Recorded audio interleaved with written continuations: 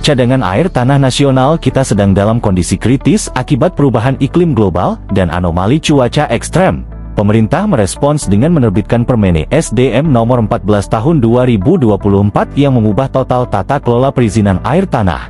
Kini, air tanah dangkal 0 hingga 40 meter dikunci dan diprioritaskan penuh hanya untuk kebutuhan pokok rumah tangga. Bagi industri dan aktivitas komersial menengah hingga besar, Anda diwajibkan menyadap air dari akuifer dalam di atas kedalaman 40 meter.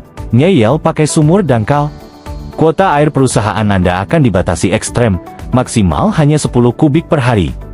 Pengajuan izin kini dipusatkan secara digital melalui integrasi sistem O sebagai pintu gerbang dan inline SDM untuk evaluasi teknis. Sistem inline ini membawa kepastian. Terdapat jaminan SLA maksimal 30 hari kalender agar Anda mendapat kepastian status dokumen. Prosesnya juga dipangkas menjadi 1 tahap, dan SK izin pengusahaan air tanah akan berlaku tetap selama 5 tahun. Namun, syaratnya makin ketat.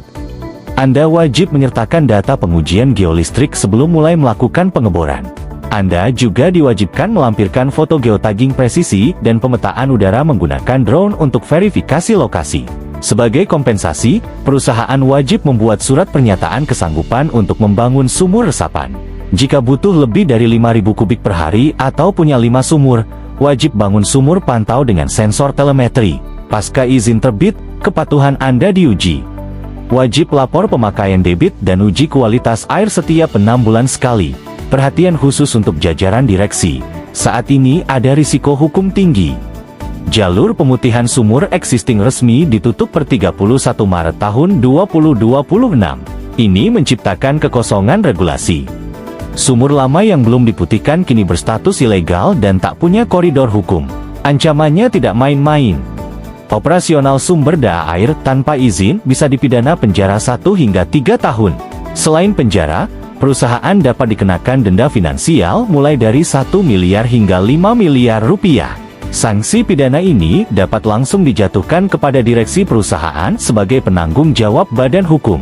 Pemerintah sedang menyiapkan regulasi penataan baru dalam 1 hingga 3 bulan ke depan. Sambil menunggu, mitigasi risikonya. Hentikan sementara sumur ilegal Anda atau alihkan ke supplier air legal. Dan bagi yang izinnya aktif, perpanjang 3-6 bulan sebelum habis. Pastikan kepatuhan lingkungan perusahaan Anda terjaga. Jangan tunggu sampai ditindak aparat. Konsultasikan kebutuhan perizinan dan pengeboran Anda bersama Geosantara Indo.